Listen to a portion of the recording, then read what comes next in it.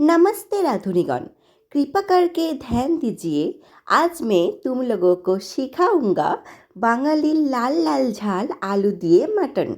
Tension নেবার कोई ज़रूरत नहीं है, কারণ আমি তোমাদেরকে সব কিছু খুব ডিটেলসে শিখিয়ে দেব, যাতে তোমাদের রান্নাটা করতে কোনো রকম অসুবিধা না হয়। এই যে রাঁধুনিরা, কান খুলে শুনিয়ে মাটন এমন কিনে আনবে যাতে মাটনের সাথে অল্প অল্প চর্বি লেগে থাকে, তবেই কিন্তু মাটনের টেস্ট একদম সেরা হবে। এরপর মাটনটাকে খুব ভালো করে একটু মেজে ঘষে নেবে, আরে বাবা ম্যারিনেট করে নেবে। তার জন্য সবার প্রথমে নুন, হলুদ, লঙ্কার গুঁড়ো, গোলমরিচ গুঁড়ো, অল্প একটু সর্ষের তেল আর তার সাথে কিছুটা পরিমাণ টক দই দিয়ে বেশ ভালো করে মেজে ঘষে নেবে। আর শোনো, একটু সাবধানে ম্যারিনেট করো। আমার কিন্তু ম্যারিনেট করতে গিয়ে হাত কেটে গেছিলো, বেশ কিছুদিন হাতে ব্যথা ছিল। তাই রাঁধুনিরা সাবধানে ম্যারিনেট করো, হাত কেটে গেলে কিন্তু তার দোষ আমি নিতে পারবো না বাপু। অন্তত রান্না করার 1 ঘন্টা পেহলে ভালো করে ম্যারিনেট করে রেখে দেবে। আর যদি সারা রাত রাখতে পারো সে তো সোনাই সোহাগা, রান্নার স্বাদ আরও ভালো হবে। এরপর কড়াই বসিয়ে এক চুটকি হলুদ গা কিমত তুম কিয়া জানো হে রাঁধুনি, তো এক চুটকি হলুদ দিজিয়ে এরপর বাঙালির রান্না বস। আলু তো লাগবেই, ডুমো ডুমো করে আলু কেটে তেলের মধ্যে দিয়ে দাও। আঁচটা মিডিয়াম করে আলুটাকে একদম লাল লাল করে ভেজে নাও। দেখবে যখন আলুগুলো খাবে, আহা কি স্বর্গসুখটাই না পাবে। এরপর তোমাদের সাথে দারুণ একটা ট্রিক শেয়ার করছি। মাটনের সাথে যে এক্সট্রা চর্বিগুলো দিয়ে দেয়, ওই চর্বিগুলোকে প্রথমে তেলের মধ্যে দিয়ে হালকা একটু ভেজে নিয়ে তুলে রেখে দাও। এটা কিন্তু এখন আর দেবে না, কখন দিতে হবে সেটা আমি তোমাদেরকে বলে দেবো। মাটন আর এই চর্বিগুলোর কজন প্রেমে পড়েছো কমেন্ট করে এক্ষুনি জানাও, ওকে।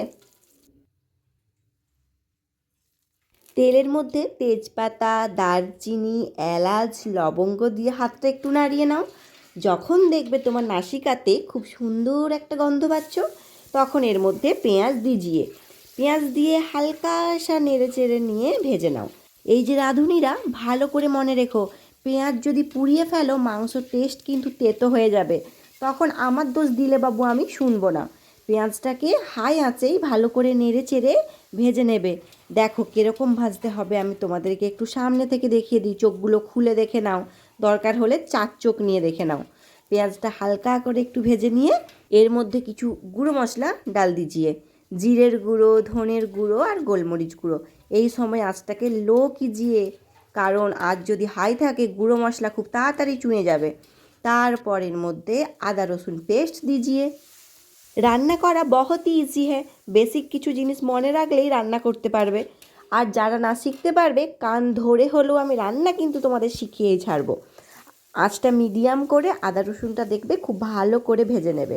আর যদি লো করে রাখো তাহলে আদা রসুন নিচে বসে যাওয়ার ভয় থাকবে না। এরপর একটা মশলার ঘোল বানাইয়ে অল্প একটু হলুদ গুঁড়ো আর স্বাদ মতো লঙ্কার গুঁড়ো দিয়ে মশলার ওপর ঢেলে দাও।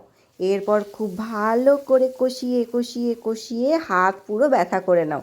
দরকার হলে যারা খাবে তাদের দিয়ে একবার হাতটা টিপিয়ে নেবে, কী সমস্যা আছে।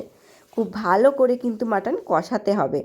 যখন দেখবে মশলা থেকে তেল ছেড়ে দিয়েছে, এরপর ম্যারিনেট করা মাংসগুলো এর মধ্যে ঢেলে দাও। এরপরই হবে তোমার হাতের আসল পরীক্ষা। অল্প করে মাটন কষাও আর ঢাকা দাও, মাটন কষাও আর ঢাকা দাও। আর এই সময় গ্যাসের ফ্লেমটাকে মিডিয়ামে করে দাও। দেখবে ছাগলটা যত জল খেয়েছে সব তোমার কড়াতে ঢেলে দেবে। মাটন টেস্টি করার এটাই সব থেকে ভালো ট্রিক। কষাতে হবে, ঢাকা দিতে হবে, কষাতে হবে, ঢাকা দিতে হবে। মাংস থেকে তেলটা ছাড়াতে হবে, ঠিক আছে। দেখেছো ধীরে ধীরে কেমন কালার চেঞ্জ হওয়া হ্যাঁ। এরকম করেই প্রায় 30 মিনিট মতো মাটনটাকে কষিয়ে যাবে, ঠিক আছে। কোনো বাহানা কিন্তু শুনবো না।